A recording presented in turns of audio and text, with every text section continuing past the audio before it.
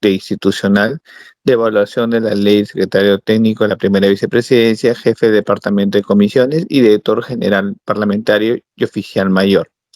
En su calidad de director general parlamentario, fue coordinador de las pasantías sobre técnica legislativa y sobre gestión administrativa y gestión parlamentaria, desarrolladas mediante convenio entre el Congreso de los Diputados de España y el Congreso de la República del Perú.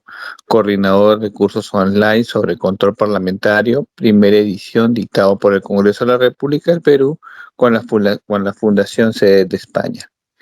Es docente del Centro de Capacitación y Estudios Parlamentarios del Congreso de la República del Perú, autor de libros y artículos sobre derecho constitucional y derecho parlamentario. También ha elaborado y presentó el proyecto de Manual de Técnica Legislativa del Congreso de la República del Perú, aprobado por acuerdo de mesa directiva. Buenas noches, doctor John Javier Pérez. Lo dejo con su auditorio. Delia, no se le escucha al doctor. Aldo, buenas noches. Parece que se quedó congelado. Lo estoy llamando ahorita, un ratito. A los señores participantes se les ruega mantenerse en línea. Hay un pequeño problemita con el tema de conexión. Por favor, ya como ustedes han podido ver, el doctor Pérez está con nosotros, pero estamos mejorando su comunicación. Sí, buenas noches, apreciados participantes. Reciban mi saludo afectuoso, un saludo parlamentario, un saludo legislativo, acompañado de la merecida felicitación por su manifiesto interés de incrementar sus conocimientos sobre el derecho parlamentario, determinante para la adopción de decisiones desde el órgano representativo de la nación, decisiones que tienen y siempre van a tener incidencia en los ciudadanos, en el sistema democrático, en la gobernabilidad democrática. Por favor, nunca separen estas palabras, gobernabilidad democrática. Es una recomendación tomada de un gran cientista político alemán que ustedes seguro han leído, que es el profesor Dieter Nolen. Nos toca desarrollar el procedimiento legislativo monocameral justo cuando esperamos la notificación a través del Diario Oficial del Peruano sobre la restitución de la bicameralidad. Retornamos a la senda de nuestra tradición constitucional. Indudablemente la bicameralidad abrirá camino a una nueva vía procedimental. Sin embargo, ello de ninguna manera le quita la pertinencia e importancia a este curso. Todo lo contrario, necesitamos conocer bien las reglas escritas y no escritas del actual procedimiento legislativo, con el que seguiremos trabajando aproximadamente cerca de 800 días, ¿no? Más de 2 años todavía, hasta julio del 2026. Y este curso es pertinente, como les digo, por 2 razones. Primero, es la mejor forma de prepararnos para recibir el nuevo procedimiento. Pero además, tengan la seguridad que será imposible proscribir la mayoría de etapas y reglas actuales. Con matices, muchos se van a mantener. Es imposible eliminar la etapa de iniciativa legislativa. Imposible proscribir el estudio en comisión, ¿no? Peor aún, el debate en el pleno. Podrían cambiar de nombre, podrían sufrir ajustes por la naturaleza del sistema parlamentario, pero nada más, ¿no? Lo suscribo totalmente. Por razones de tiempo y considerando su importancia en el procedimiento legislativo monocameral para la función parlamentaria y también para el derecho parlamentario, vamos a poner mayor énfasis durante esta sesión en la etapa de estudio en comisión, con un enfoque netamente práctico que nos interesa a todos, ¿no? Los aspectos teóricos lo pueden leer, lo pueden revisar, pueden investigar, lo pueden buscar, pueden releerlos, pero para eso está la bibliografía de nuestro módulo y también del curso. Pero el quehacer práctico parlamentario o el quehacer práctico legislativo en comisiones no se enseña en ninguna parte. En realidad, el derecho parlamentario en general es una disciplina poco estudiada, poco enseñada en el Perú. No existe oferta educativa en pregrado ni a nivel de maestría que permita la especialización. El resultado de esta ausencia, siendo generosos, nos arroja que el 95% de los más de 3.000 profesionales que trabajan directa o indirectamente en la función parlamentaria son autodidactas. Se forman durante su ejercicio laboral, es decir, aprenden trabajando. Cabría preguntarnos en cuántos años se aprende lo que muchos denominan con elegancia la hermenéutica parlamentaria. No se ha determinado objetivamente la media, pero toma su tiempo, definitivamente toma su tiempo. Entonces, brevemente tocaremos los aspectos generales del procedimiento legislativo. Para ello nos ubicamos en la tercera lámina de la PPT. Me están ayudando desde el centro de estudios. Y desde esta tercera lámina me pueden seguir hasta la octava, que comprenden los aspectos generales del procedimiento legislativo. Para empezar, es necesario contextualizar la materia que nos ocupa. Para ello nos servimos de la lámina 4.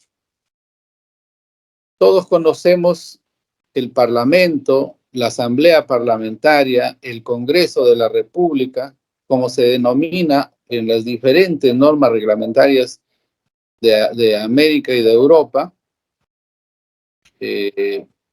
recibe el mandato representativo como resultado de elecciones libres y soberanas, con participación ciudadana efectiva e igualdad de voto, elementos fundamentales del modelo pluralista de la democracia o de la poliarquía, ¿no?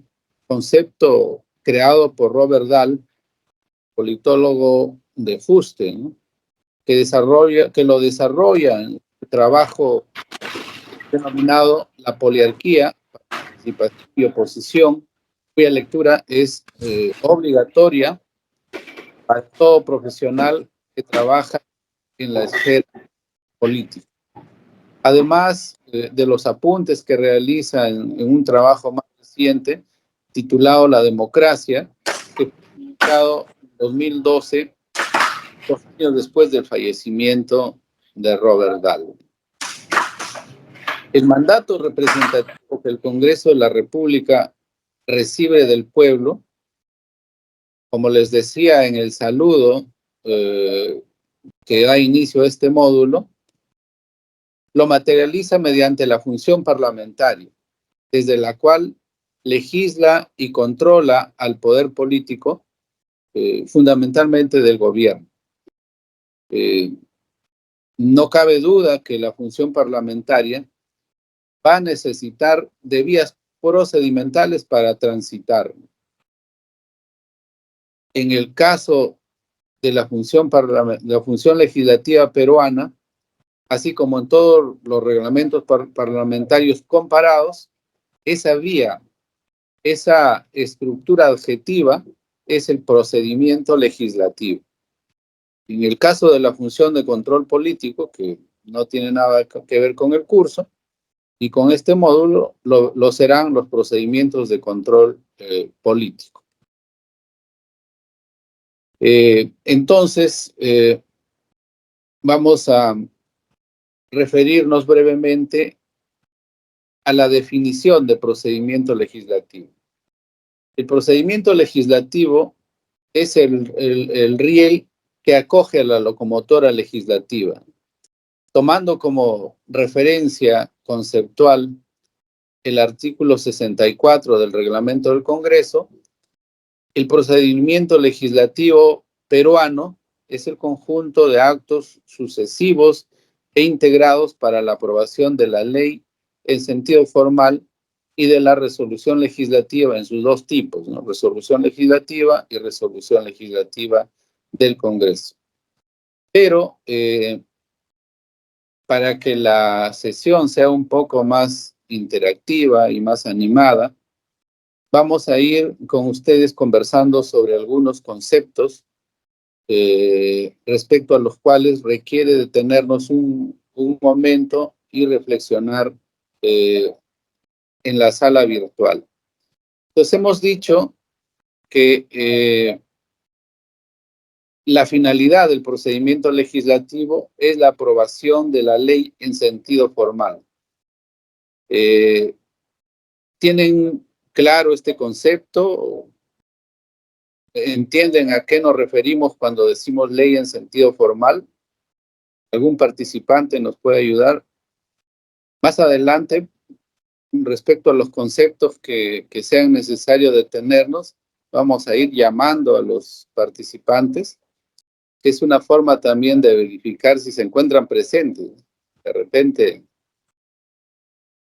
están presentes formalmente, pero no realmente. Una persona ha levantado la mano. Adelante, por favor. Doctor John, le saluda Ricardo Jiménez. Una ley en sentido formal es la que aprueba el Congreso, y eso lo distingue de otras normas, ¿no? Como las que aprueba, por ejemplo, el Ejecutivo, un decreto del Ejecutivo, por ejemplo. Claro, claro. Es correcto, ¿no? Cuando decimos ley en sentido formal,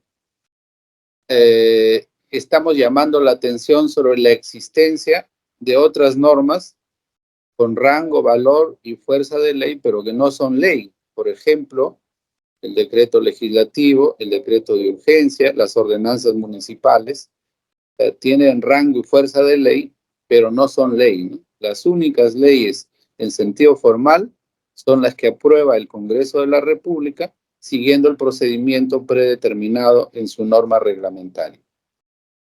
Muy bien, entonces pasamos al fundamento del procedimiento legislativo. Nos ayudamos con la lámina 5. El procedimiento legislativo peruano tiene rango constitucional y su fundamento, por tanto, se encuentra en la Constitución. Fundamentalmente en dos artículos, ¿ya? En el artículo 45 y en el artículo 94. El artículo 45 que determina la forma del Estado peruano, que es unitario, con separación de poderes. Entonces, esta separación de poderes o esta separación funcional de la función del Estado significa que hay un parlamento que tiene autonomía para regular sus procedimientos, ¿no? Y el Estado democrático, porque no puede haber Estado democrático sin la existencia de un Congreso elegido en elecciones libres y soberanas. Y el otro artículo es el artículo 94, ubicado dentro del capítulo 1 del título 4 de la Constitución Política, y que otorga al Congreso, como les dije, la autonomía para aprobar su reglamento, ¿no es cierto?, que tiene rango, fuerza de ley y calidad de ley orgánica, y en ella subyace la facultad de aprobar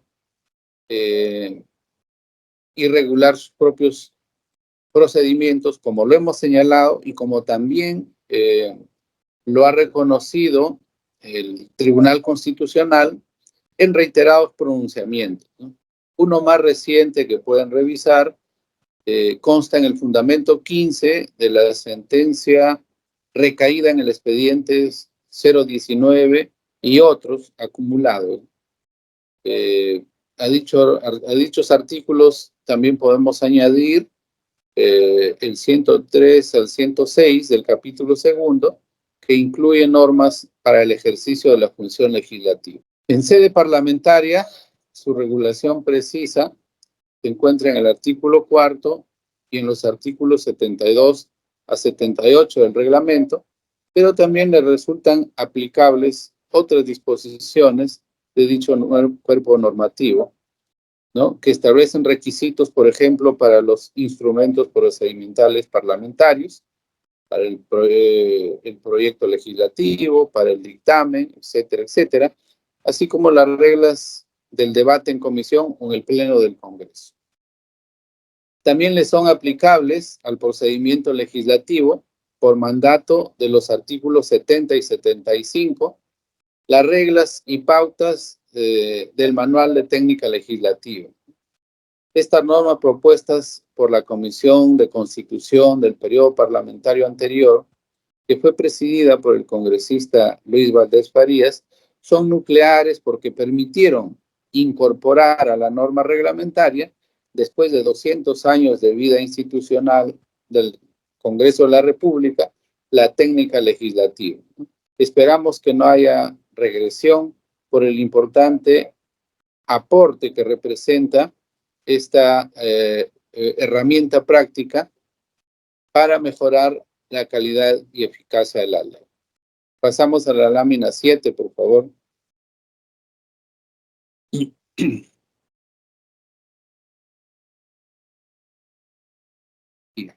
En la lámina 7 hemos consignado un tema novedoso, que es un aporte de nuestra parte para la presente edición del curso. Y hemos desarrollado lo que serían o deberían ser las características básicas del procedimiento legislativo. Son características que en esencia nos trasladan a su contenido y nos permiten visibilizar su riqueza teórica práctica. Entonces, el procedimiento legislativo peruano es formal. Es formal porque cuenta con etapas y reglas predeterminadas en la Constitución Política y en el reglamento del Congreso.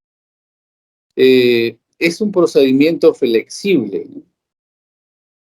Y esta característica lo recibe de la flexibilidad o versatilidad propia del derecho parlamentario, lo cual repetimos siempre en nuestros cursos, en nuestras actividades académicas, porque tiene una importancia capital para entender y para responder frente a situaciones que la dinámica política presenta, ¿no?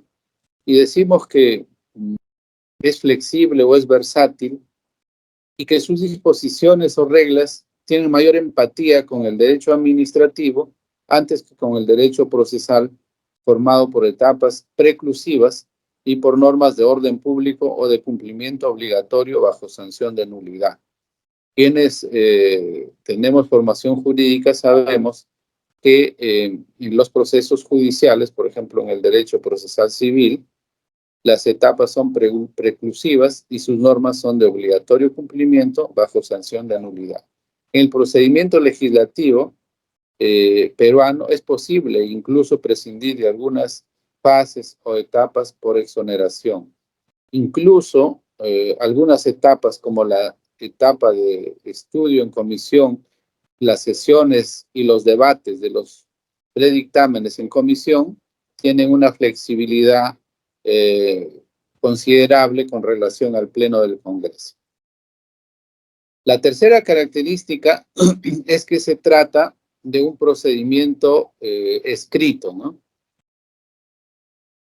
El procedimiento legislativo es escrito.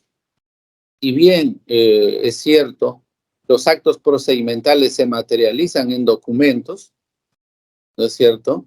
No podemos dejar de vista la oralidad predominante en los parlamentos o asambleas.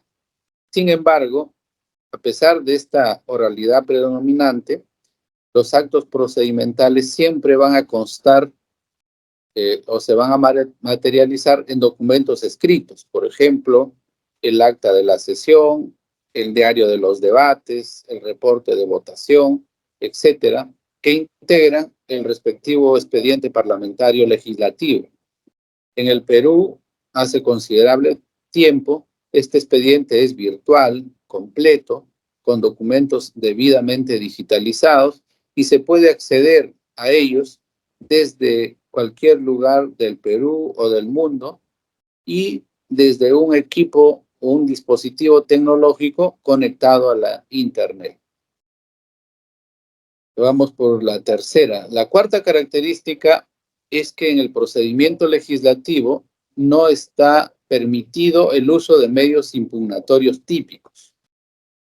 La naturaleza del procedimiento legislativo y de las decisiones formadas por los órganos parlamentarios no permiten el uso de medios impugnatorios típicos, sea del derecho administrativo, reconsideración, apelación, revisión, o del derecho procesal, ¿no? Apelación, casación, queja. Ni siquiera la declaración de nulidad de los actos procedimentales. Pero tenemos un mecanismo en el artículo 58 del Reglamento del Congreso de la República que se denomina reconsideración. Ustedes, ¿cuál es su opinión? ¿Consideran que la reconsideración podría considerarse un recurso impugnatorio dentro del procedimiento legislativo? ¿Qué opinan? A ver, una persona desea intervenir. Adelante, por favor. Doctor, buenas noches. ¿Podría considerarse en parte porque este va a permitir que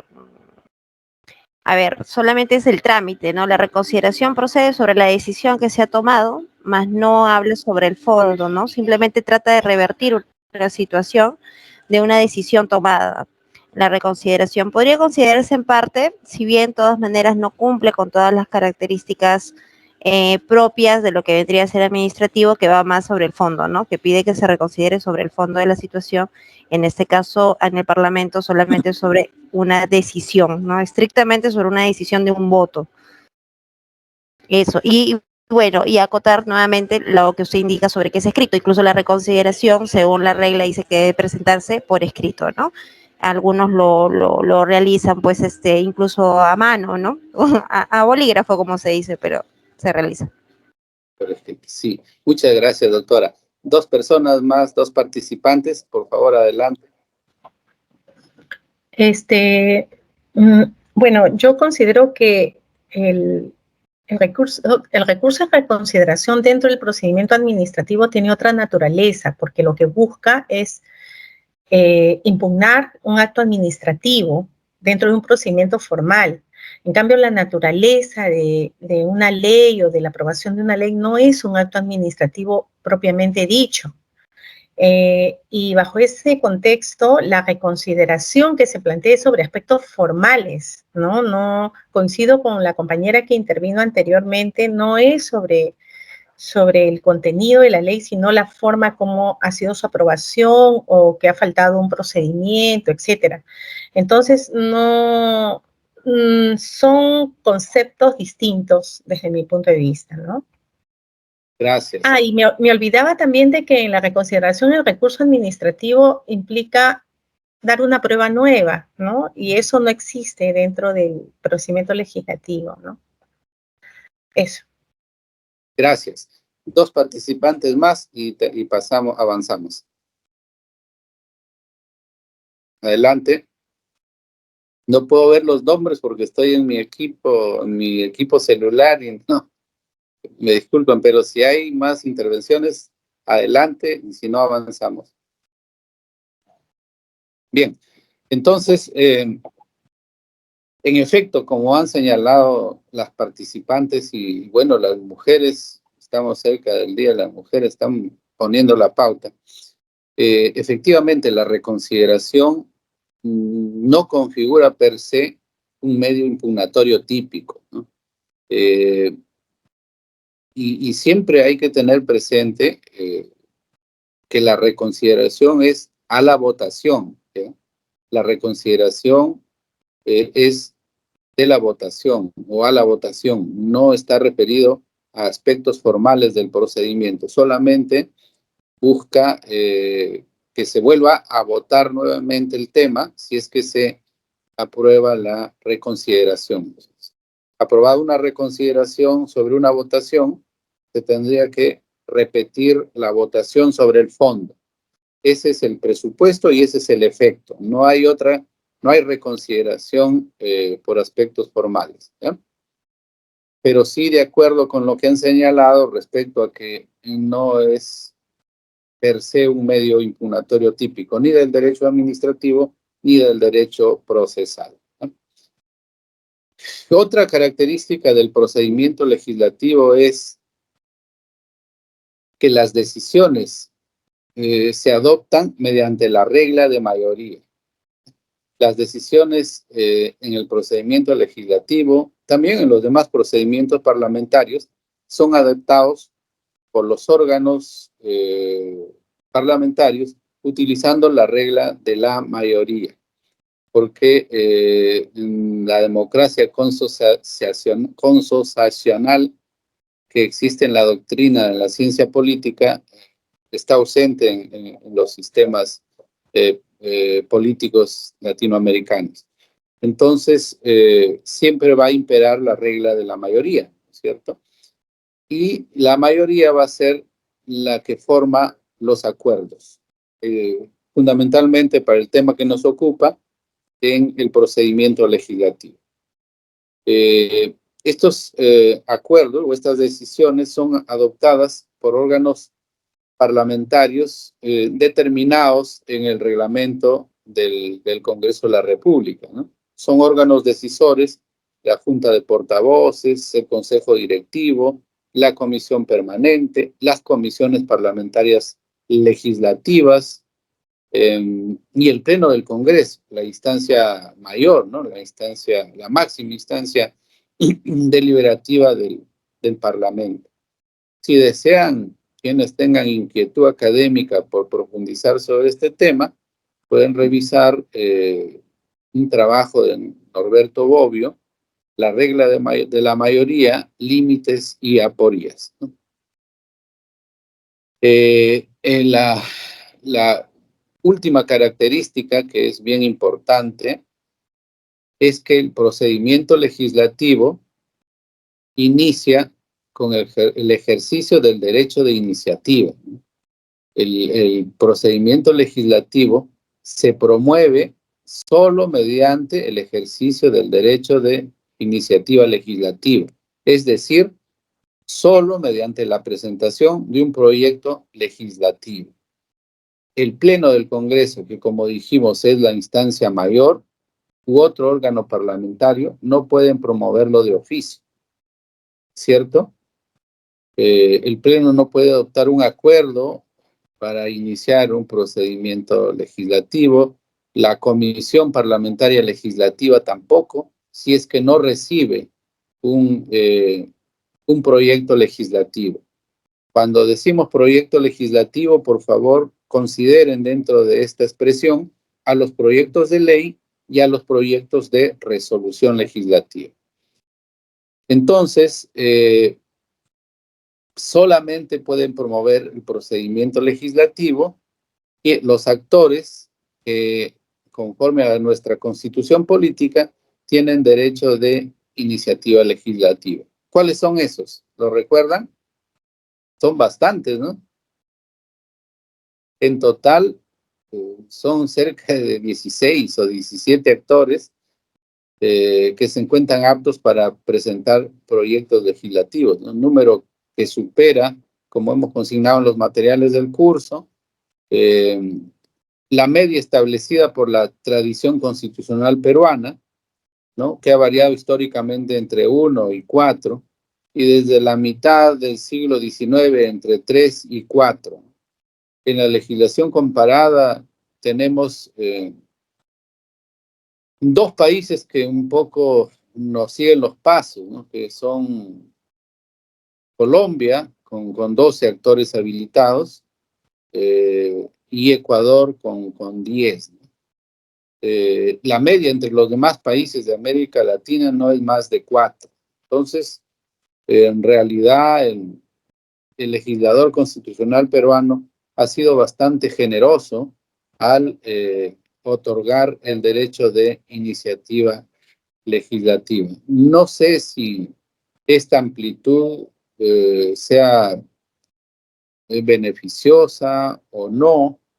Habría que estudiar el tema, habría que recoger datos objetivos, pero digamos que hemos pasado o hemos tenido un cambio, pero así bastante amplio, ¿no? De una media que ha oscilado entre 1 y 4, hemos pasado a 17 actores, 16 o 17 actores, que son bastantes.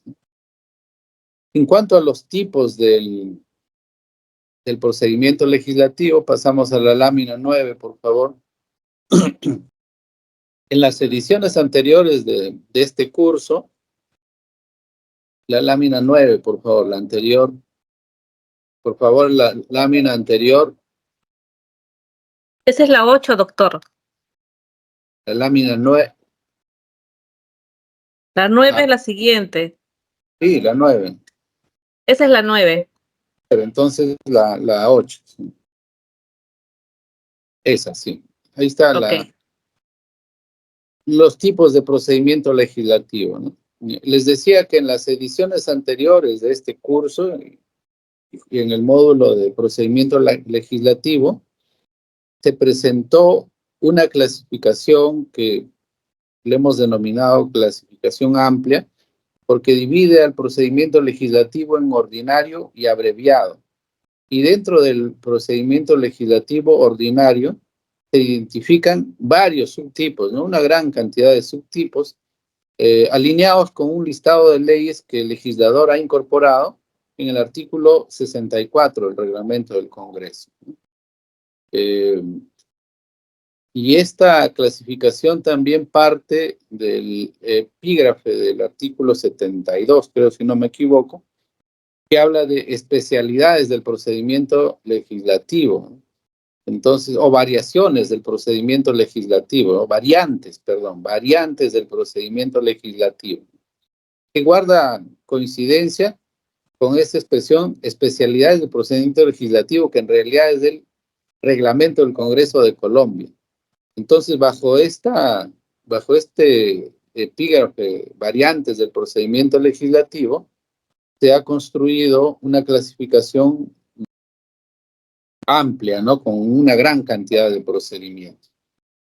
Nosotros, también partiendo de la norma reglamentaria, desde luego, proponemos una clasificación con solo 2 tipos de procedimiento legislativo: el ordinario o general y el extraordinario o simplificado. Esta propuesta está desarrollada en los materiales del curso, así que podemos ir a ellos. Y entonces hemos dicho ahí que lo que existe en el artículo 64 es una relación de materias, ¿no es cierto?, que se someten al procedimiento legislativo ordinario.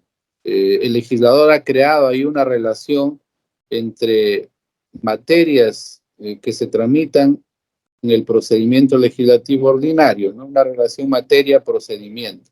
Pero la voluntad del legislador considero que no está en crear muchos tipos de procedimiento legislativo. Entonces, ahora sí pasamos a la lámina del procedimiento legislativo ordinario, ¿sí? Esa es la definición del procedimiento legislativo ordinario. Entonces, si hemos dicho que el procedimiento legislativo es el conjunto de actos sucesivos e integrados con la finalidad de aprobar la ley en sentido formal, y la resolución legislativa, en el procedimiento legislativo ordinario general, estos actos se insertan en las 6 etapas contempladas en los artículos 73 del reglamento del Congreso. Entonces, el procedimiento legislativo ordinario general es aquel que tiene o cuenta con las 6 etapas contempladas en el artículo 73 del reglamento del Congreso. En realidad es el procedimiento general, ¿no? Todas las materias legislativas previstas en el artículo 64 del reglamento del Congreso, ¿no? O todas las materias que deben someterse al procedimiento legislativo se deberían tramitar en la vía procedimental de este modelo de procedimiento. Ahora sí, rápidamente pasamos a las etapas del procedimiento legislativo ordinario y pasamos a la lámina 12. En la lámina 12 estamos visualizando como título las etapas del procedimiento legislativo ordinario y la etapa de iniciativa legislativa. Entonces, respecto a las etapas del procedimiento legislativo ordinario, debemos decir que forman parte de una estructura, ¿cierto? Quienes tenemos formación jurídica conocemos que todo procedimiento tiene una estructura, ¿no? Y esta estructura está formada por etapas con actos propios. El procedimiento legislativo no es la excepción.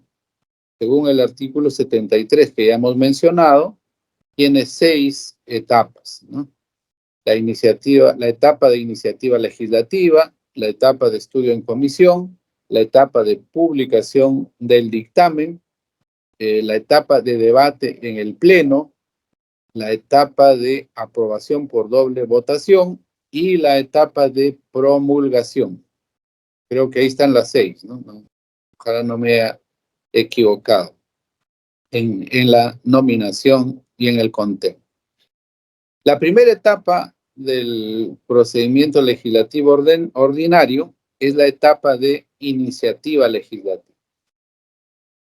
Y la etapa de iniciativa legislativa tiene 3 subetapas, que es la presentación del proyecto legislativo, la calificación y admisión del proyecto legislativo y el envío del proyecto legislativo a comisión. Los proyectos legislativos, como ustedes saben, como ustedes conocen, se presentan en el área de trámite documentario de la Oficina de Gestión Documental, que es un órgano que pertenece a la Dirección General Parlamentaria.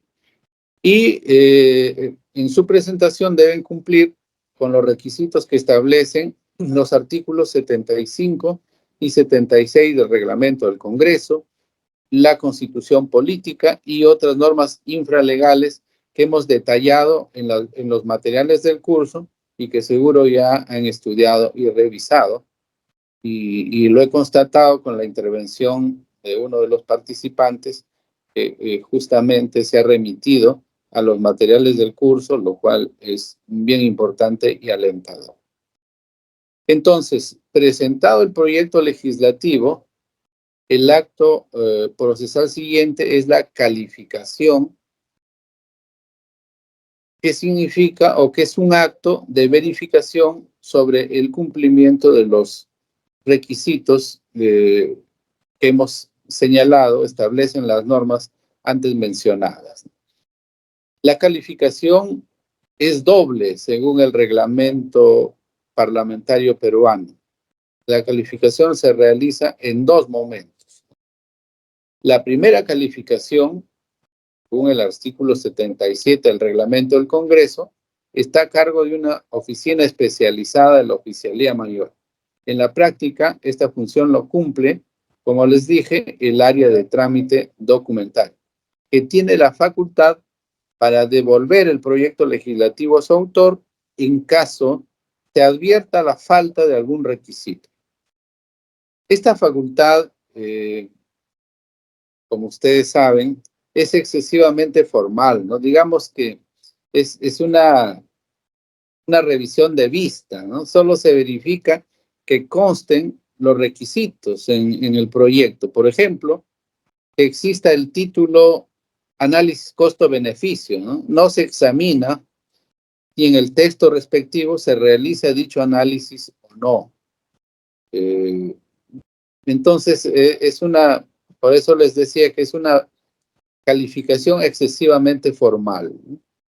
Sin embargo, ocasiona la devolución del proyecto legislativo a su autor, situación que ha sido revisada, ¿no? En algunos momentos, porque en la práctica tiene sus complicaciones, ¿no? Siempre las ha tenido. Por esta razón, incluso, como hemos señalado en los materiales, se dictó una resolución legislativa del Congreso, la 032-2003-CR, que encargaba esta facultad a una vicepresidencia y que además incluía un recurso de impugnación por copia o plagio, ¿no? Así debe entenderse también en los materiales del curso, pero tuvo muy corta existencia jurídica, 65 días aproximadamente entre el 22 de julio y el 25 de septiembre de 2004. Luego retornamos a la calificación que hasta estos días tenemos. Es importante que conozcan en el Congreso bicameral al que volveremos después de 30 años, se consideraba como parte de la calificación un mecanismo denominado primera lectura por la Cámara. Consistía en un primer debate general para decidir la continuación del trámite del proyecto legislativo y definir las comisiones competentes para su estudio. No sabemos aún si este mecanismo volverá o no con la nueva bicameralidad, pero hay que tomar nota de él y hay que tenerlo presente, ¿no?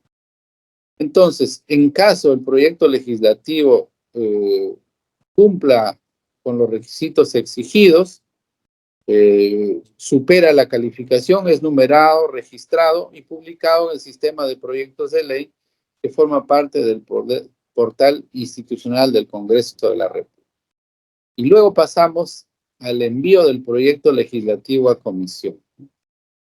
Calificado positivamente el proyecto legislativo, la Oficialía Mayor, en coordinación con la vicepresidencia encargada, lo envía a 2 comisiones como máximo para estudio y dictamen, respetando el principio de especialidad. La resolución que formaliza la calificación positiva es el decreto de envío emitido y suscrito por el oficial mayor, que consta generalmente al final del texto normativo o la fórmula legal del proyecto legislativo. Debe tener mínimamente los siguientes requisitos, ¿no? El número de proyecto legislativo, el nombre de la comisión o comisiones de estudio, el orden de estas y la fecha de emisión. Todos estos requisitos son obligatorios porque tienen efectos procedimentales trascendentes. Por ejemplo, el orden asignado a las comisiones determina las prerrogativas que van a tener durante el pleno del Congreso. La que figura en primer lugar será la primera comisión dictaminadora y así sucesivamente. Sobre el debate en el pleno nos ocuparemos in extenso en la siguiente sesión.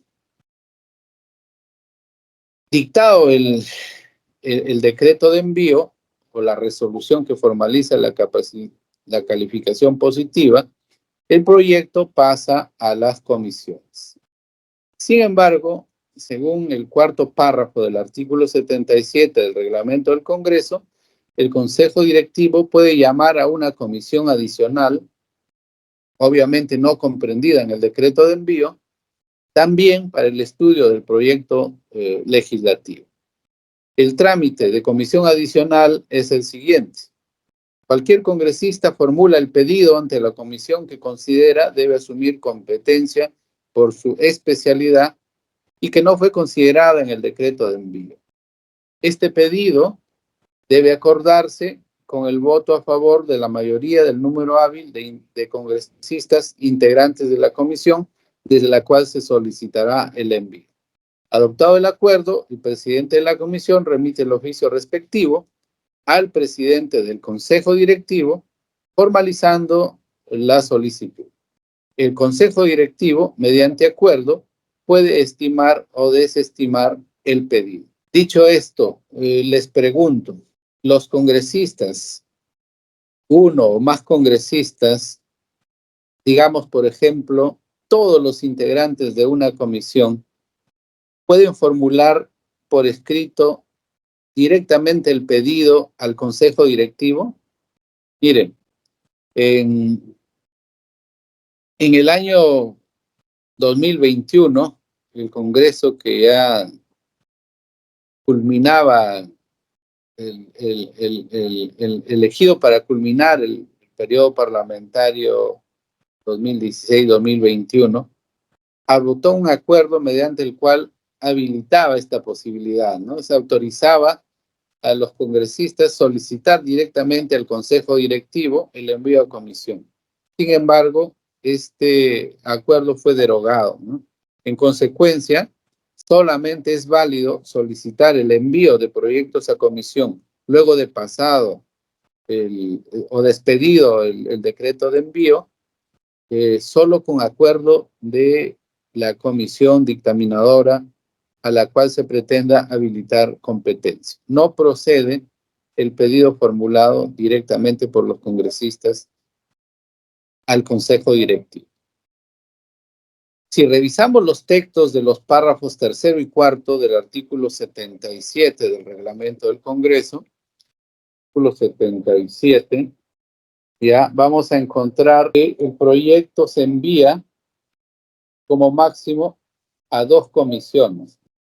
Sin embargo, en el párrafo siguiente se establece que el Consejo Directivo puede incorporar una comisión adicional. Entonces, ¿cuál es el límite, no? Se puede enviar a 2 comisiones y el Consejo Directivo incorporar una comisión adicional, que serían 3. ¿Qué opinan ustedes? El límite de las comisiones que pueden ser investidas con facultad para estudiar un proyecto legislativo, ¿es 2 o puede ser 3? A ver, Doctor, en principio son 2, ¿no? Como usted acaba de afirmar, pero se podría, como usted mismo ha dicho, se podría solicitar, ¿no?, mediante acuerdo de la comisión al Consejo Directivo que se añadan, si el acuerdo se da, a una comisión más, ¿no? En este caso la comisión que solicita. Muy bien, ¿qué dicen los demás participantes? A ver, vamos a llamar. En la práctica también son 2. ¿Cuál es lo más usual? Buenas noches. En la práctica sí, en efecto, son 2, a menos que el congresista autor de la iniciativa solicite Junta de Portavoces que lo dictamine otra comisión, en cuyo caso debe solicitar la inhibición del dictamen de la comisión a donde fue asignado, sea como principal o secundario. Ya, miren, el tercer párrafo del artículo 77 dice: de no existir observaciones, el oficial mayor envía la propuesta y registrada a 1 o 2 comisiones como máximo. Dice a 2 comisiones como máximo. Pero más adelante el párrafo siguiente complica porque dice la solicitud para una comisión adicional. En realidad, como bien han señalado ustedes, el límite de comisiones que se pueden asignar para el estudio de un proyecto legislativo es 2. ¿Ya? Así lo ha interpretado también el Consejo Directivo, ¿no es cierto? Entonces, la comisión adicional solo será posible cuando en el decreto de envío solo se ha considerado una comisión, o se ha considerado única comisión dictaminadora. Sin embargo, en la práctica encontramos proyectos legislativos que han sido enviados a 3 comisiones. Entonces ahí quizá convenga aclarar estos párrafos, tercero y cuarto, para evitar confusiones, ¿no? Para generar o para evitar discusiones políticas, sobre las razones por qué algunos proyectos se asigna a 3 comisiones para su estudio. Y tengan presente que el Consejo Directivo no tiene, solo el Consejo Directivo tiene facultades para el envío de una comisión adicional. La Junta de Portavoces no tiene esa facultad, ¿ya? O sea, solo está facultado para incorporar una comisión adicional de estudio el Consejo Directivo. Entonces quedamos en que el límite establecido por el reglamento es 2 comisiones como máximo, pero que el párrafo cuarto del artículo 77 podría inducir a error, y por eso es que en algunos casos 3 comisiones se abocan al estudio de un proyecto. Si ustedes revisan, no lo quiero mencionar para evitar dificultades, pero si ustedes revisan, van a encontrar en algunos casos 3 comisiones, lo cual sería ya antirreglamentario, ¿no? Pero bueno, son aspectos que... Profesor, una pregunta, pero ¿por qué sería antirreglamentario si la redacción de la norma del cuarto párrafo, o sea, no es precisa, es errada y da lugar a interpretación de que sea una tercera comisión? O sea, si el sentido de la intención fue otra, lo que se ha plasmado por escrito está mal, porque si uno hace una interpretación del cuarto párrafo, ahí aparentemente, cuando habla de una comisión adicional, se refiere adicional a las 2 anteriores.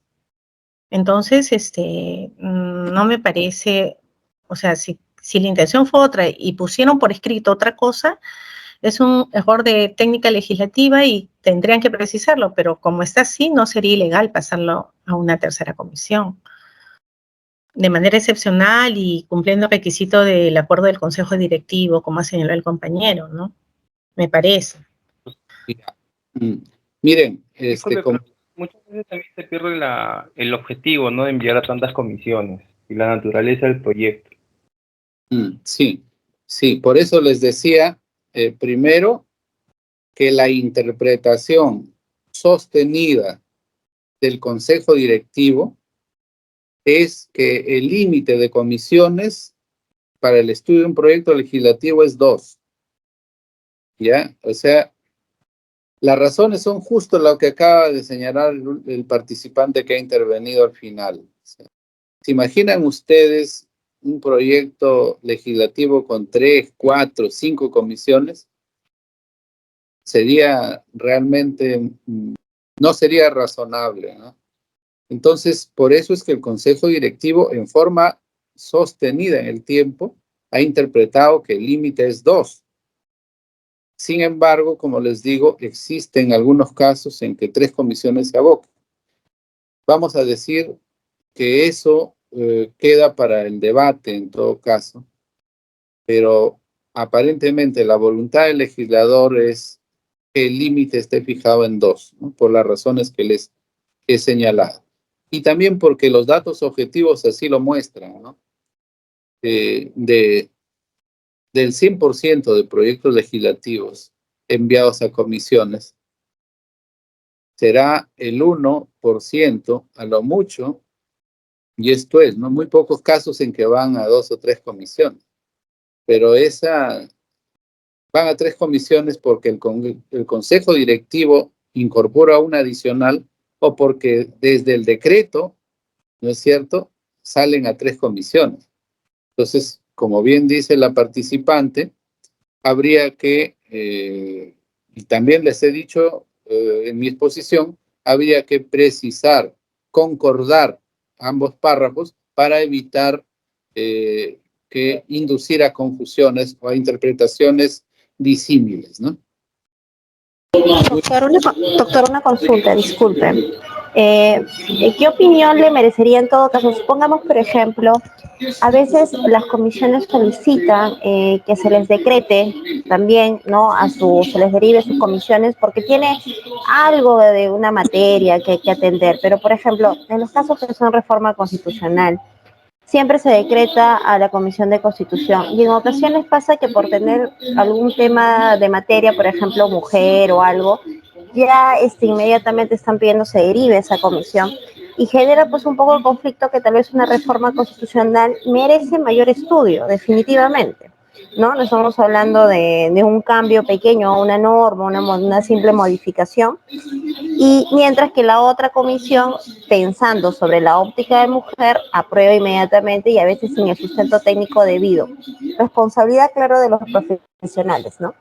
Pero más allá de eso, ¿no podrían solicitar una opinión consultiva entre las comisiones? O sea, por ejemplo, de todas maneras, plantear que los miembros de esa comisión puedan presentar su opinión sin que eso implique que se les derive propiamente a la comisión para que dictamine, ¿no? O sea, eso es una consulta, ¿no? Al aire, porque definitivamente no está regulado, ¿no? Claro. Sí, y es una consulta bien importante porque efectivamente, por ejemplo, hay conceptos hay temas o materias legislables que efectivamente deben ser conocidas por la Comisión de Constitución, pero también digamos que está relacionado con la especialidad de otra comisión, ¿no? Y muchas veces son enviados solo a la Comisión de Constitución. En ese caso, como es única comisión dictaminadora, digamos que es procedente que la comisión que considera por su especialidad tener competencia para pronunciarse sobre ese proyecto legislativo, lo solicite al Consejo Directivo y sería atendible que el Consejo Directivo lo envíe a esta comisión a efectos de que el estudio efectivamente no sea solamente jurídico, no sea solamente constitucional, porque eso nos lleva a una característica del derecho parlamentario. El derecho parlamentario no debe tener un enfoque aislado, ¿no? Una concepción reduccionista. El derecho parlamentario está relacionado con la ciencia política, con la sociología, con la economía, que es una ciencia social. Entonces, si nosotros vamos a tener un enfoque solamente jurídico de las situaciones fácticas que nos proponen regular, quizá el estudio y el pronunciamiento sea incompleto. Es importante tener un estudio completo en comisión. Entonces, en ese aspecto estaría de acuerdo. En cuanto al número de comisiones, sí, a través del centro de estudios les voy a enviar pronunciamientos del Consejo Directivo en que deniega el pedido de una comisión para asumir competencia cuando en el decreto de envío han sido consideradas 2 comisiones, ¿no? Y justamente la razón de denegar el pedido es, se deniega el pedido porque el proyecto ha sido enviado a 2 comisiones. Entonces eso ya no deja lugar a dudas respecto al pronunciamiento del Consejo Directivo y a la interpretación que da respecto al artículo 77, a los 2 párrafos implicados en el análisis que estamos efectuando. Muy bien. Entonces, ahora sí pasamos a la etapa de estudio en comisión. La lámina siguiente, por favor. Estudio en comisión. Ahí estamos. Muchas gracias. Perdón, profesor. Disculpe que me detengo un poquito en esto de las comisiones porque mi punto de vista también va por el tema de que, como usted bien lo ha dicho, hay materias que transversan varias comisiones, ¿no? Claro. Yo he visto, por ejemplo, una ley, un decreto legislativo que dio el Poder Ejecutivo que modificaba la ley de incentivos a la inversión privada, ¿ya? Y ahí pusieron una norma que estaba vinculada al tema de expropiaciones. Y dentro de eso pusieron una norma vinculada a la servidumbre minera. Y esa servidumbre está vinculada con temas hídricos, porque por ahí pasan ríos, ¿no? Que tiene que ver con el Midagri, al MINEM. Y ambiente, a pueblos indígenas, porque hay comunidades nativas que viven ahí. Entonces, he visto proyectos de ley en los cuales sí es necesario, o sea, el tema de especialidad, por ejemplo, es difuso hay veces porque sí transversa varias, o se puede afectar determinados artículos de la Constitución, el tema de recursos hídricos, de comunidades nativas y campesinas que están en la Constitución, el tema de contaminación ambiental, que sí es necesaria por la participación de que se pongan de acuerdo en el debate varias comisiones. Por eso cuando dicen que no, que solo 2 o se limita, yo creo que lo que debe prevalecer es la razonabilidad, como usted bien dice, y el tema materia analizar. O sea, cada cosa hay que analizarla de acuerdo a su contexto, ¿no? No podemos en una regla para todo, ¿no? Y precisamente en eso radica el dinamismo del derecho y de esta norma que permite la participación de otra comisión y con buen criterio el Consejo Directivo o la Oficialía Mayor podría considerar la participación de otras comisiones, ¿no? Sí, sí. Miren, claro que sí. En los materiales también señalamos que un proyecto con estudio incompleto o sin estudio siempre va a terminar en una ley incompleta e ineficaz. Entonces es necesario estudiar en forma completa la materia. Y estudiar en forma completa significa, si la materia legislable que propone un proyecto legislativo aborda, ¿no? Es multidimensional, aborda varias materias, quizá sea razonable que se pronuncien todas las comisiones cuya especialidad los hace competentes para pronunciarse, ¿ya? Lo que yo estoy diciendo es que la interpretación actual del reglamento es que son 2 comisiones como máximo. Y también he dicho que lo que debiera hacerse es sincerar la redacción. O sea, si tienen que ser 3, que sean 3, ¿no? No estoy planteándoles un criterio personal respecto a que deben ser 2. Si son 2, serán 2. Si son 3, serán 3. Eso lo decide el legislador, pero que la redacción, la elaboración, la construcción del contenido de la norma debe ser clara y precisa y no dejar lugar a estas interpretaciones disímiles que generan dificultades y podrían generar incluso dificultades políticas, porque una comisión podría protestar diciendo, bueno, yo tengo especialidad, ¿y por qué no me asignan la competencia para conocer un proyecto y por qué a otras comisiones sí se le asigna? O sea, cuando la norma no es clara y cuando las decisiones no están sostenidas en la norma, entonces van a generar dificultades, obviamente procedimentales, técnicas, pero también políticas. Entonces, lo que corresponde, lo que sería necesario es que la norma mejore su redacción y que el legislador tome una decisión, pues, ¿no? O van a ser 2 o van a ser 3, pero que quede claro, esa es la posición de este humilde servidor, ¿ya? Entonces, pasamos a la etapa. Adelante. Y yo me ponía a pensar cuántas comisiones, o sea, teniendo en cuenta cómo funciona en el Pleno, que solamente se debate y se vota en primer término lo de la primera comisión y los demás intentan llegar a un consenso en el Pleno. Entonces, ¿para qué tanto derivar a tantas comisiones si cuando esos dictámenes en el Pleno ya sirven como insumos para un debate mayor? Y si los congresistas están tan interesados, podrían plantear fórmulas alternativas, textos sustitutorios, ya en el debate en el Pleno.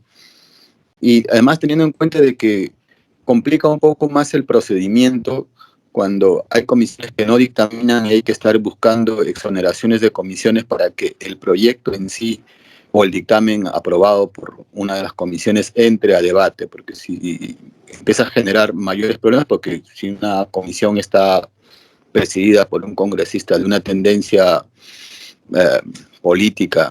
No estamos acá reprochando a nadie, pero no quiere dictaminarlo, no quiere ingresar en el tema y entrampa el debate ya en el pleno de un dictamen aprobado por alguna comisión. Entonces yo me preguntaba, ¿cuál debería de ser el óptimo, no? Viendo todos estos procedimientos que podrían dificultar el debate en el pleno. Sí, definitivamente, a más comisiones, pero lo que pasa es que hay ventajas y desventajas, ¿no? Si un proyecto, digamos, tiene, digamos, estudio de más comisiones, definitivamente el estudio va a ser más prolijo, más completo, ¿no es cierto? Si el estudio, por ejemplo, se restringe en los casos que planteaba la participante a una comisión, que es la Comisión de Constitución, el enfoque va a ser netamente jurídico, netamente constitucional, ¿no es cierto? Y el tema de la especialidad va a quedar de lado. Eso sucede, por ejemplo, en el control de los actos normativos del presidente de la República.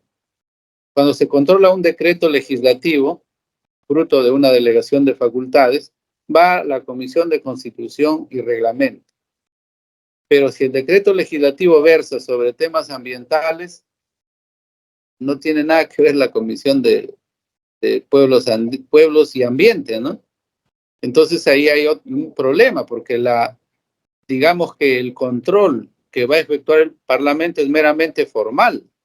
Solamente va a verificar si el decreto legislativo se enmarca dentro de la delegación de facultades y si el decreto legislativo no contraviene la Constitución, pero no va a pronunciarse sobre la especialidad, porque obviamente quienes están en la Comisión de Constitución no son especialistas en ambiente, en ecología, ¿no? O en pueblos. Entonces también tiene sus ventajas y desventajas. Pero ponernos a estas alturas a determinar cuál es el óptimo, nos va a consumir seguro todo el tiempo que nos han asignado. Personalmente, como les digo, lo que pretendo es llamar la atención respecto a que la norma, el reglamento debe ser claro para que no se generen pronunciamientos que rebasen, ¿no es cierto?, la voluntad del legislador y la norma, ¿ya? Pero las dos opciones tienen sus ventajas y sus desventajas. Una es mayor estudio, la otra es mayor complicación procedimental, y el legislador tendrá la oportunidad de definir en el nuevo reglamento, seguro que se apruebe, estos aspectos. Por eso es bien importante el curso, por eso es bien importante el debate, porque nos visibiliza la riqueza del derecho parlamentario. Muy bien, entonces pasemos rápidamente, porque ya nos gana el tiempo, a la etapa de estudio en comisión. Etapa de estudio en comisión, por favor, la diapositiva anterior. Anterior, por favor, la que estábamos. Etapa de estudio en comisión. Ya, muchas veces desde una perspectiva, digamos, no muy amplia, se juzga esta etapa como un simple ejercicio de elaborar predictámenes y aprobarlos, ¿no? Pero perdemos de vista su riqueza expresada en varios actos con efectos procedimentales también relevantes. En esta etapa tienen lugar algunos actos también que sobresalen y que es necesario que lo abordemos, ¿no? Tiene lugar, por ejemplo, la segunda calificación del proyecto legislativo. La primera calificación, como dijimos, ocurre en la etapa anterior. Lo realiza la tecnocracia parlamentaria. Por favor, Delia, si me ayudas a atender los mensajes, porque si me pongo a mirar los mensajes, voy a distraer y me voy a perder con la exposición. Sí, doctor. Gracias. Entonces, les decía que en esta etapa tiene lugar la segunda calificación. Y la segunda calificación también está regulada en el quinto párrafo del artículo 77 del reglamento del Congreso. Si alguien me ayuda, por favor, con la lectura, le agradecería bastante. ¿Alguien nos ayudaría con la lectura, por favor? ¿Tienen su reglamento a la mano? Ya, bueno. ¿Qué dice el quinto párrafo, la segunda parte? Dice, la comisión competente califica la admisibilidad de los proyectos de ley verificando que la proposición cumpla con lo establecido en los artículos 75 y 76 del reglamento, así como su compatibilidad constitucional, estando facultada para rechazarla de plano y archivarla. El acuerdo de archivamiento o inadmisibilidad es informado a la Oficialía Mayor. Si son varias las comisiones asignadas, pueden presentar dictamen conjunto. Entonces, esta segunda calificación a cargo de la comisión lleva adosada la facultad de archivar de plano la iniciativa. Y el rechazo de plano y envío al archivo se realiza, lo deben saber ustedes, mediante acuerdo de la comisión, el cual consta en la resolución denominada Decreto de Archivo de Plano. Es decir, es un acuerdo, es cierto, de comisión que consta en una resolución denominada Decreto de Archivo de Plano. Pero tengan presente siempre que no lo decide el presidente de la comisión, no lo decide la mesa directiva de la comisión, sino lo decide la propia comisión como órgano colegiado, ¿ya? La causal más recurrente invocada para este archivo preliminar en la práctica es la manifiesta e insalvable inconstitucionalidad de la norma propuesta. Con esta resolución concluye el procedimiento legislativo ordinario, debiendo comunicarse solo a la Oficialía Mayor, salvo que, habiendo sido el proyecto enviado a más de una comisión, la otra emita un dictamen recomendando su aprobación. Este es un aspecto bien importante porque en las comisiones que he trabajado, siempre los asesores me han dicho, doctor, pero si ya una comisión, digamos, la comisión principal recomienda el archivo, entonces el dictamen de la segunda comisión recomienda la aprobación, no tiene sentido, ¿no? Y en realidad no es así, ¿no? Si un proyecto de ley tiene un dictamen de archivo por una comisión, pero un dictamen de aprobación por la otra, necesariamente debe tratarse en el pleno. Tratándose de única comisión dictaminadora y que disponga el archivo de plano, en ese caso sí concluye el procedimiento y el proyecto se va al archivo, ¿no? La pregunta sería acá, ¿podría acordarse el archivo de plano por incumplimiento de requisitos formales exigidos al proyecto legislativo? ¿Qué dicen, amigos? Si le falta el análisis costo-beneficio a un proyecto legislativo, una vez que es enviado a comisión, ¿la comisión podría archivarlo de plano por incumplimiento de este requisito? Doctor, la señorita María Covarrubias levantó la mano. Por favor, adelante. Perdón, creo que mi mano se quedó levantada de la intervención anterior, pero estaba revisando el 77 y ese supuesto que usted plantea no está para mandarlo al archivo por la falta de un requisito de admisibilidad.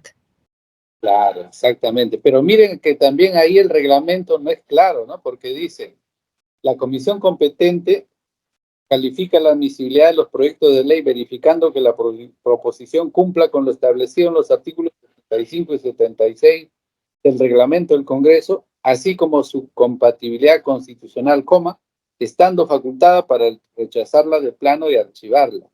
Hasta ahí también se puede archivar un proyecto de plano cuando no cumple un requisito. Pero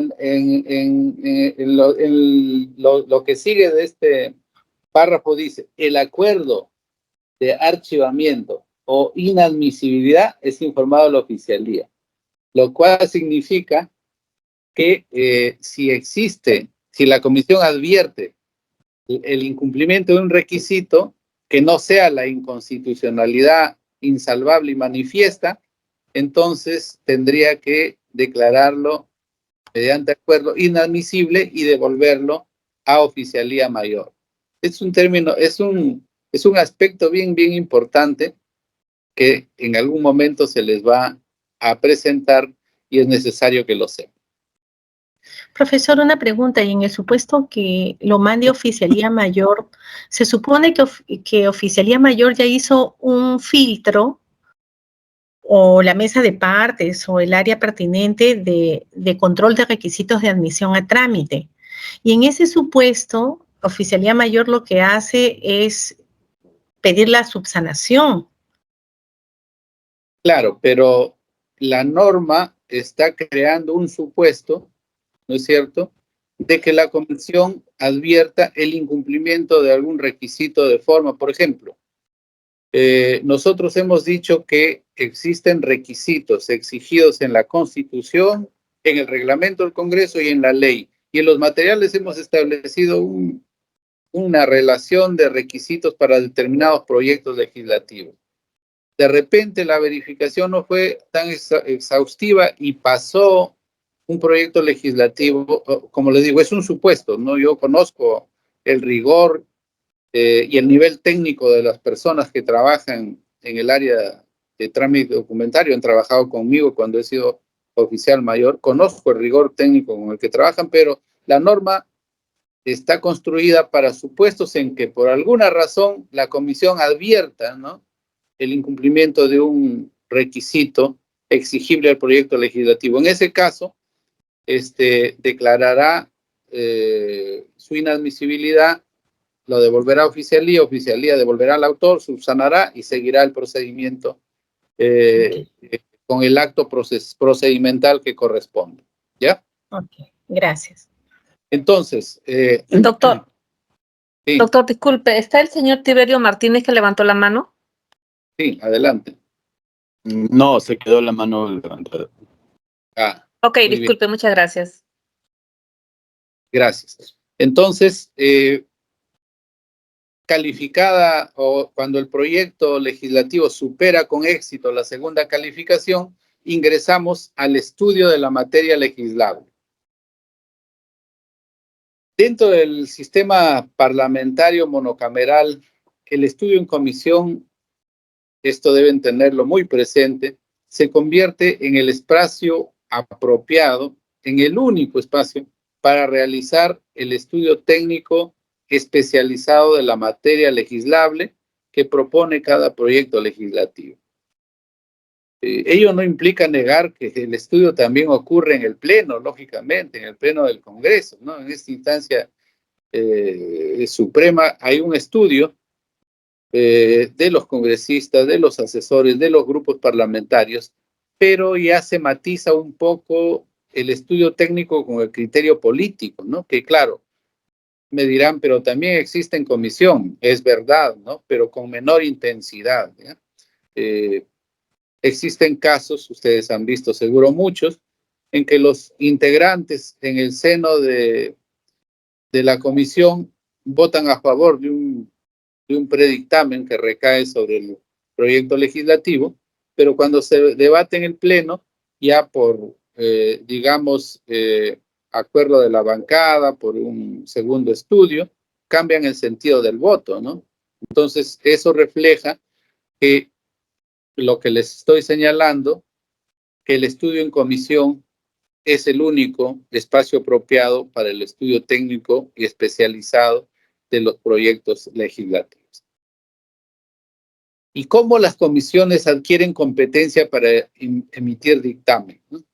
Nosotros pensamos que existe una sola vía, que es el envío mediante el decreto respectivo, pero no.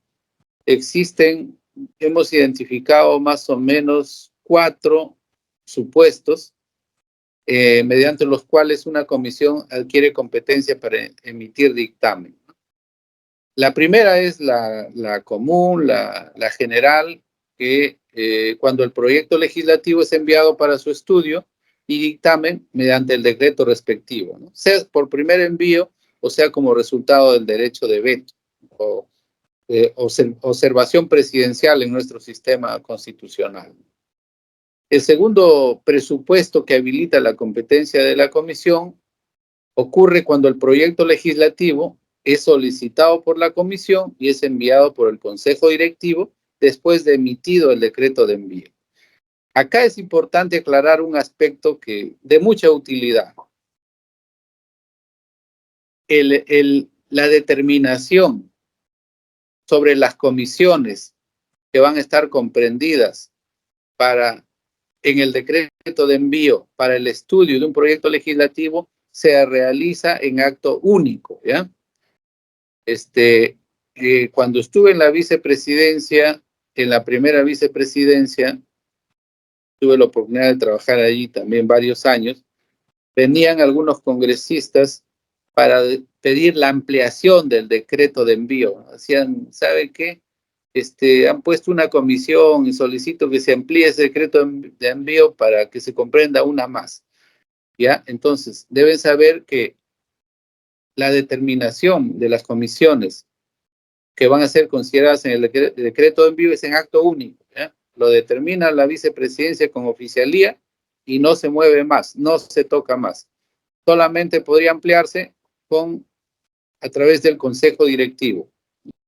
Entonces, el envío por el Consejo Directivo a la Comisión es el segundo presupuesto que habilita la competencia de la Comisión. El tercer supuesto que habilita la competencia de la Comisión es cuando el proyecto legislativo es enviado o reenviado por acuerdo del Pleno del Congreso como resultado del debate o la aprobación de una cuestión previa regulada por el artículo 60 del Reglamento del Congreso de la República, que veremos con mayor amplitud en la siguiente sesión cuando tratemos el debate en el Pleno. Y el cuarto supuesto que habilita la competencia de la Comisión para dictaminar es cuando el dictamen es devuelto para determinar posiciones debido a que las firmas del dictamen en minoría igualan o superan al de mayoría, ¿no? Que lo pueden encontrar en ese supuesto en el cuarto párrafo del artículo 70 del Reglamento del Congreso. Entonces, cuando se presentan dos dictámenes sobre un proyecto legislativo, uno de mayoría y uno de minoría, y en el camino el de minoría supera en firmas al de mayoría, entonces el dictamen regresa a las comisiones dictaminadoras, si es una o es dos, y estas comisiones adquieren nuevamente competencia para emitir dictamen, ¿no? Ese sería el cuarto supuesto. Eso lo vamos a analizar también como un análisis de caso en la siguiente sesión. Bueno, existen proyectos legislativos que tienen prioridad para su estudio y dictamen, ¿no? Todos sabemos, los enviados por el Poder Ejecutivo, los considerados en la agenda legislativa, porque así lo establece el artículo 29 del Reglamento del Congreso, y los provenientes de iniciativas ciudadanas. Según eso está en la ley 26.300, Ley de los Derechos de Participación y Control Ciudadano. Si no falla la memoria, es el artículo 11, ¿no? De la ley 26.300. Sí, es el 11. La pregunta ahí sería, ¿en la práctica las comisiones cumplen con esta prioridad de los proyectos de ley, por ejemplo, del Poder Ejecutivo? Difícil, no se cumple. Y eso tiene una explicación en la lógica del ejercicio político, ¿no? Cuando un partido gana la presidencia de la República y logra ocupar la mayoría de los escaños en el Congreso o logra construir una mayoría como resultado de los consensos, es posible que las comisiones de mayoría le otorguen prioridad a los proyectos del Poder Ejecutivo, ¿no? Pero cuando se forman los gobiernos divididos, ¿no es cierto?, como nos ha tocado en los últimos tiempos, la mayoría será opositora al gobierno y es difícil cumplir esta prioridad, ¿no? Entonces, el estudio del proyecto legislativo implica un acto de investigación. Todos los que trabajan en comisiones o trabajamos en comisiones sabemos que el estudio de un proyecto legislativo es una investigación, pero con particularidades bien marcadas. La investigación parlamentaria no es propiamente una investigación científica, una investigación académica, o una investigación fiscal, o una investigación policial o judicial, ¿no? Ingresar al plano teórico de estas investigaciones nos complicaría el tiempo que ya nos hemos pasado, pero ustedes pueden profundizar al respecto, ¿no? Por ahora diremos que se requiere aprobar pautas metodológicas para realizar el estudio o la investigación parlamentaria legislativa, ¿no? No existen estas pautas y por lo tanto se realiza según el criterio, según la metodología que cada comisión y que cada asesor o que cada presidente, digamos, implemente en su comisión. Sin embargo, a pesar de esta ausencia de metodología, se recomienda seguir algunos pasos, ¿no? Que lo vamos a señalar brevemente. En primer lugar, debemos realizar el estudio preliminar del proyecto legislativo para identificar la situación fáctica o jurídica que propone regular el proyecto, ¿no? Es decir, identificar la materia legislable o el problema que se pretende resolver con la norma propuesta y si existe regulación al respecto, ¿no? Este acto es imprescindible, ¿no? Porque nos permitirá determinar sobre qué vamos a investigar, ¿no es cierto? Nos permitirá determinar a qué entidades estatales, organizaciones sociales, colegios profesionales o especialistas vamos a solicitar la opinión y también determinar si la materia está regulada o no. Esto es muy delicado porque han existido casos en que las comisiones han solicitado opinión a algunas entidades de la administración estatal y estas han respondido que la materia ya está regulada, o sea que ya existe una ley vigente. Entonces, no podemos soslayar este estudio preliminar del proyecto legislativo. A continuación, tenemos que identificar los antecedentes parlamentarios, ¿no? Este acto tiene también efectos trascendentes, miren, porque muchas veces no se realiza esta verificación y hay proyectos de ley diversos que proponen modificar varios artículos de una misma ley, ¿cierto? Y entonces las comisiones emiten dictámenes por cada proyecto de ley, un dictamen por cada artículo que se va modificando. ¿Se imaginan cómo terminará esa ley al final? Entonces es necesario identificar los antecedentes parlamentarios para realizar la acumulación de estos proyectos y, digamos, dictar una sola ley o un solo dictamen para modificar la misma ley, ¿no?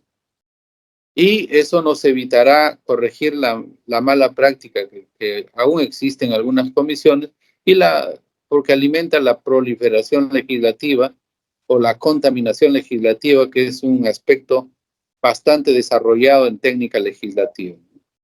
Luego hay que revisar el marco normativo nacional y estudiarlo. Lo primero fue un estudio preliminar, una mirada preliminar. Ahora hay que mirar el tema, revisar el marco normativo y luego realizar la investigación propiamente dicha sobre la materia legislable, que es acceder a información académica, jurídica, institucional, que producen los ministerios, Defensoría del Pueblo, etcétera, etcétera, sobre la materia legislable. Y sería recomendable también mirar el tratamiento normativo comparado, que ayuda a conocer cómo se aborda la materia propuesta en otros ordenamientos. Finalmente viene la tarea más delicada, más laboriosa, que es la elaboración del texto normativo o texto sustitutorio y la redacción del dictamen, ¿no? Les decía que la elaboración del texto normativo, ¿no?, es la tarea más laboriosa del estudio en comisión, porque Montesquieu, por ejemplo, lo denomina o lo señala que es el arte de legislar, ¿no? Incluso ofrece sus famosas máximas para el arte de legislar, que pueden encontrarlas en su famoso trabajo El espíritu de las leyes, o en un trabajo que ha sintetizado Santaella López, que, cuidado, no es Fernando Santaolalla, sino Santaella. Y entonces esas máximas para el arte de legislar realmente son bastante aleccionadoras y ayudan mucho. Entonces, para elaborar o construir el contenido de la ley requiere muy buena expertise, ¿no? Porque no se enseña en ninguna parte. Ahora que está de moda las relaciones amorosas, sucede como el amor, ¿no? Dicen que amar se aprende amando. No existe un curso, una carrera profesional para aprender a legislar. Sí existen reglas y pautas de la técnica legislativa que ayudan bastante, pero en realidad el trabajo en comisión es bien laborioso. Como anécdota les comentaré que en realidad nunca quise trabajar en comisiones porque le tenía miedo a elaborar los textos normativos, ¿no? Las fórmulas legales, pero esta complejidad no pude evitarlo y cuando me tocó integrar un equipo netamente legislativo, conocí su valor y me quedé para siempre en comisiones, ¿no? Es el único espacio del Congreso de la República donde se estudia, donde se aprende continua y sostenidamente, ¿no? Los espacios administrativos del Congreso a los abogados nos vuelven cada día menos abogados y a los profesionales de otras disciplinas menos profesionales, porque es un trabajo rutinario. En cambio, en comisiones estamos estudiando continua y sostenidamente. Por eso, comisiones es el capricho de mi corazón, ¿no? De ahí salgo y regreso inmediatamente. Comisiones inicié la carrera en el servicio parlamentario como secretario técnico. Luego fui jefe de comisiones, director general parlamentario y finalmente oficial mayor por los cielos favorecidos. Y mi progresión ha sido cargo por cargo, no he saltado ninguno. Disculpen la emoción por hablar en primera persona, pero tiene como finalidad motivarlos para que se especialicen en el trabajo en comisiones. Es el mejor punto de partida para iniciar una carrera meritocrática, eficaz y exitosa en el servicio parlamentario. Con la bicameralidad se van a abrir importantes oportunidades, así que está muy bien que sigan preparándose sobre el procedimiento legislativo y sobre el trabajo en comisión. El último acto procedimental de esta etapa es el pronunciamiento de la comisión. Las comisiones parlamentarias legislativas emiten pronunciamiento mediante el dictamen. Sobre este instrumento existen muchas definiciones teóricas. Por favor, lo pueden encontrar, búsquenlo en los materiales del curso, ¿no? Para esta sesión partiremos de una definición operativa trabajada sobre la base del artículo 70 del reglamento del Congreso, ¿no? Y diremos que el dictamen es un documento o un instrumento procedimental que contiene el pronunciamiento acordado por las comisiones parlamentarias legislativas sobre los proyectos legislativos sometidos a su consideración e incluye la exposición documentada, precisa y clara, así como las conclusiones y recomendaciones derivados del estudio realizado. Creo que la hora nos ha ganado.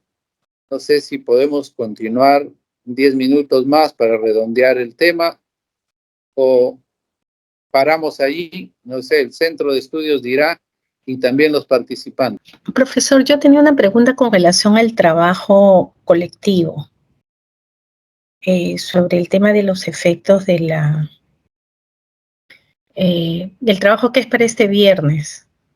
Ya. Ahí, a ver, no recuerdo bien el texto, pero era con relación a la bicameralidad, ¿no? A los efectos o las consecuencias que va a traer la bicameralidad. Y es, o sea, ¿es necesario poner antecedentes o hay una forma expresa o es libre la de plantear el problema? Es libre, es libre. Lo que cuenta en el trabajo es que conste el análisis, ¿no es cierto?, sobre los efectos porque va a causar efectos, ¿no? Digamos, la restitución de la bicameralidad, ¿no es cierto?, aprobado recientemente, que estamos esperando su publicación, en el procedimiento legislativo monocameral o unicameral vigente, ¿no? Si consta el análisis y además se puede sostener en antecedentes, en información que enriquezca ese análisis, no hay ningún problema. Lo que sí no está permitido es argumentos a favor o en contra de la restitución de la bicameralidad. Eso para el curso no tiene utilidad. Lo que queremos es, como les decía, este curso, me decía, por ejemplo, disculpen la reiteración, me decía un colega, pero ¿para qué dictas procedimiento legislativo ya si ya se aprobó la bicameralidad? Y entonces todo se va a hacer de nuevo, va a haber un nuevo procedimiento. Entonces yo le dije, no, pero eso es al revés, ¿no? Tiene mucha utilidad y pertinencia el curso, porque vamos a conocer bien el procedimiento para recibir el nuevo y vamos a evaluar y analizar de qué forma va a impactar esta restitución de la bicameralidad en el procedimiento monocameral o unicameral vigente. Ese es el ejercicio que requerimos en el trabajo. Muy bien, entonces... Doctor, puede continuar hasta las 9. Muy bien, entonces cobraré sobre tiempo. No. Bien, Dígame, entonces... doctor. Sí, estábamos en el dictamen, sí, y no me gustaría dejar inconcluso el tema de comisiones porque es, como le decía, es el capricho de mi corazón. Entonces, ya dijimos la definición del dictamen y el plazo para emitir el dictamen, la norma lo ha fijado en 60 días útiles, ¿no?, contados del ingreso del proyecto legislativo. El plazo anterior fue de 30 días, tratándose de reenvío del proyecto por aprobación de una cuestión previa, el plazo ahí sí es, o por observación presidencial, el plazo es de 30 días. Estos plazos son similares a los que existen en la legislación comparada, ¿no? Y existe preocupación porque no se cumple el plazo, ¿no?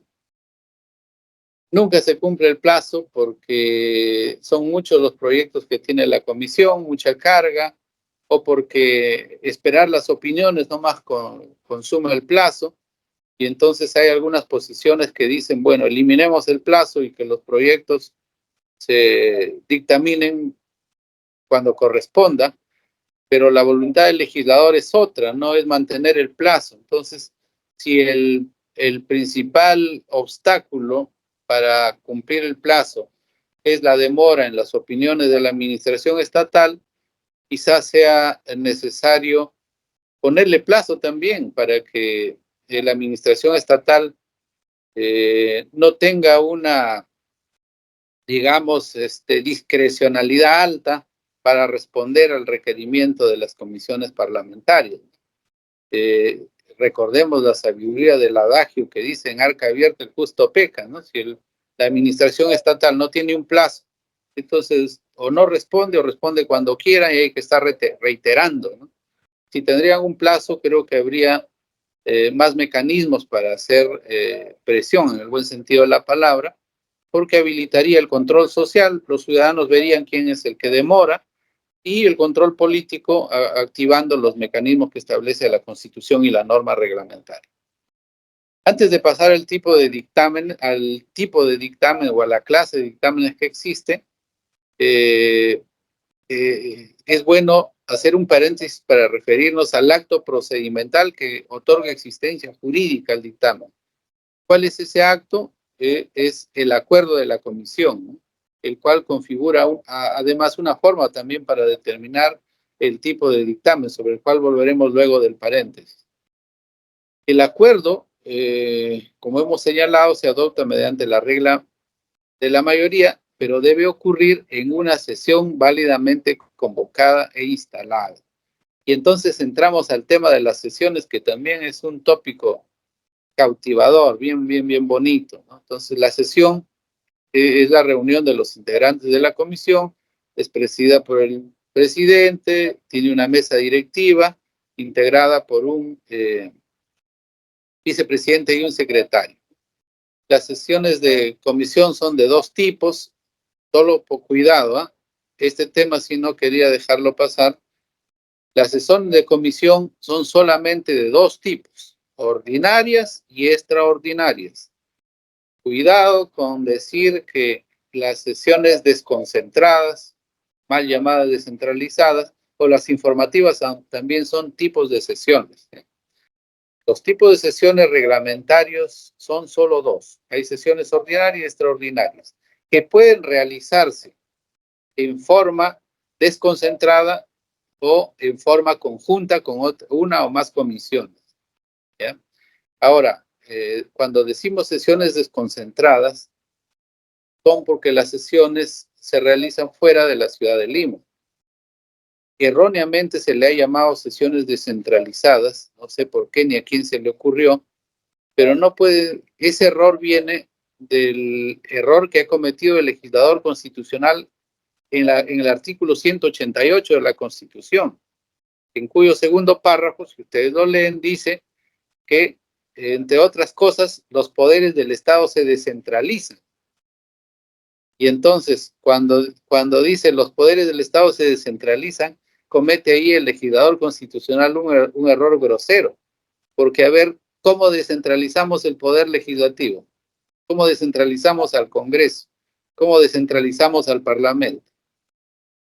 No me digan que es posible porque van a terminar jalados. Es imposible descentralizar el Congreso porque la descentralización implica autonomía económica, implica autonomía normativa, y entonces es imposible descentralizar el Congreso. Y de ahí ha venido este término, sesiones descentralizadas. Es un error, las sesiones son desconcentradas, se realizan fuera de la ciudad de Lima. Y las sesiones informativas tampoco son un tipo de sesión. Es una forma de cómo salvar el trabajo y el despliegue que se ha hecho para llevar a cabo una sesión, pero no configura o no está dentro de la tipología reglamentaria de las sesiones. He visto casos, por ejemplo, en comisiones que se enumeran las sesiones ordinarias, las sesiones extraordinarias, las sesiones conjuntas y las sesiones mal llamadas descentralizadas, ¿no? Lo cual es antitécnico y genera cifras irreales, porque si suman las ordinarias, las extraordinarias, las conjuntas y las desconcentradas van a tener el doble de las sesiones que han realizado. Entonces, hay que tener cuidado con eso. Las sesiones ordinarias se llaman así porque son las regulares, aquellas que se realizan conforme al horario de sesiones acordados por la propia comisión. Y las extraordinarias son las que se realizan fuera del horario antes mencionado, o sea, el día y hora que se acuerda en la primera sesión. Entonces, conforme al comentario anterior, tanto las sesiones ordinarias como las extraordinarias pueden realizarse en forma desconcentrada o en forma conjunta, ¿ya? Otro error que también he advertido en las comisiones es que se considera sesión extraordinaria cuando la sesión se realiza fuera de la ciudad de Lima. ¿Ya? Si una sesión ordinaria se realiza fuera de la ciudad de Lima en forma desconcentrada, pero en el mismo día y en la misma hora que tiene acordado sesionar la comisión, esa es una sesión ordinaria. Por favor, no vayan a considerar como sesión extraordinaria. Cuando la sesión se realiza en forma conjunta, la coincidencia temática puede ser parcial o puede ser total.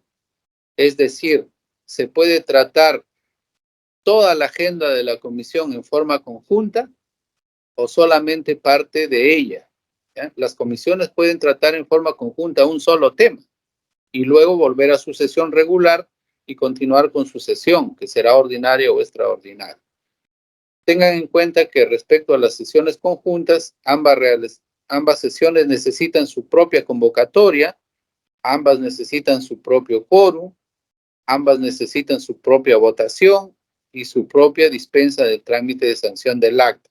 Cuidado con hacer una votación general, una votación de todos los congresistas que están reunidos, están juntos, pero que no corresponde esa forma de votación. Las reglas para la convocatoria, 24 horas de anticipación, la instalación y el desarrollo de las sesiones son las mismas que para el Pleno del Congreso establece el reglamento del Congreso de la República, en lo que fuera aplicable conforme establece el artículo 44 del reglamento. Y las sesiones ordinarias o extraordinarias tienen sus estaciones propias, ¿no? En el caso de las sesiones ordinarias ya lo conocemos: verificación del quórum e instalación, aprobación del acta de la sesión anterior, informes, ojo, los informes no se votan, pedidos, los pedidos sí se votan cuando lo requieren, pero si es que hay que tratarlo y adoptar una decisión sobre el fondo del pedido, primero se debe votar la ampliación de la agenda, ¿no? Si se aprueba la ampliación, se incorpora a la agenda, se trata y se vota con un punto adicional de este. Tenemos el orden del día, donde están los temas de agenda y el cierre de sesión. En caso de sesiones extraordinarias, la agenda es cerrada, solo se tratan los temas, materias de convocatoria, no existen las demás estaciones. No puede haber pedidos ni se pueden votar pedidos. Bueno, en cuanto a los tipos de dictámenes, por el número de votos obtenidos será dictamen de unanimidad, dictamen de mayoría, si es que no votan todos, y dictamen de minoría que no se vota, solo requiere firmas. El reglamento comete un error respecto al dictamen de unanimidad, que dice que se configura cuando se tiene o se reúne el voto a favor de todos los integrantes hábiles de la comisión. Ese es un error.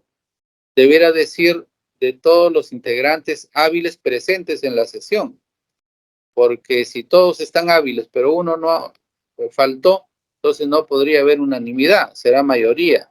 Por eso es que en la práctica usamos el término unanimidad de los presentes, para indicar el voto a favor de todos los congresistas asistentes a la respectiva sesión. En esta expresión, en realidad, subyace la unanimidad real, porque es imposible en la práctica exigir la firma de un congresista que estuvo ausente en la sesión de aprobación, aunque se encuentre hábil, ¿no?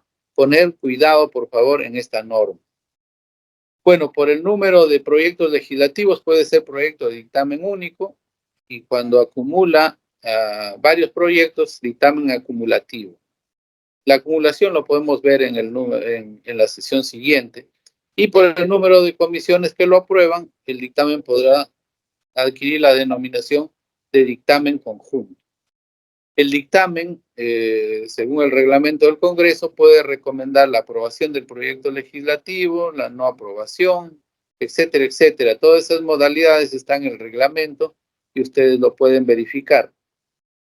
Asimismo, el artículo 70 establece lo que debe contener el reglamento del Congreso de la República. Existen otros reglamentos formales que no debemos olvidar, ¿no? Los dictámenes deben estar rubricados por el secretario, firmados por el presidente y rubricados por el secretario de la comisión, independientemente si son aprobados por unanimidad, mayoría o se presenten en minoría, sea firmante o no de alguno de ellos. El problema se presenta cuando el secretario no desea firmar o está ausente, ¿no? Entonces el dictamen quedaría paralizado. En la práctica parlamentaria, esa firma se reemplaza con la firma del vicepresidente, siempre y cuando se acredite la razón objetiva de la imposibilidad o el deseo de no firmar o la decisión de no firmar del secretario. Bueno, los demás aspectos, el dictamen aprobado por la comisión también debe ser suscrito por todos los congresistas presentes en la sesión que hayan votado a favor de este, y por aquellos integrantes de la comisión que, habiendo estado ausentes, deciden adherirse, lo cual pueden hacerlo hasta antes de que el Consejo Directivo tome conocimiento del proyecto y sus dictámenes, ¿no? La firma puede ser manuscrita o digital, pero cuidado, no se puede combinar en un mismo dictamen ambos tipos de firmas. Si se opta por las firmas manuscritas, en el dictamen todas deben ser manuscritas. Y si son digitales, todas las firmas son digitales. Ello porque impide su verificación a través del sistema de firmas que tiene el Congreso de la República en convenio con RENIEC. Discúlpenme que haya corrido, pero el tiempo nos ha ganado. La intervención de ustedes ha sido muy importante, muy aleccionadora y en realidad configura ese ejercicio de mutuo aprendizaje que debe existir entre tutor y participante y entre participantes y tutor. Muchas gracias por su atención. Disculpen que los haya tenido hasta esta hora y revisen los materiales, desarrollen su trabajo. Es un ejercicio de mucha utilidad y nos vemos en la próxima sesión en donde trataremos el debate en el Pleno, que también es un tema apasionante, y donde recibiremos la exposición de un representante de cada grupo respecto al trabajo para conversar un poco y analizar juntos el impacto, los efectos de la restitución de la bicameralidad. Muchas gracias y buenas noches.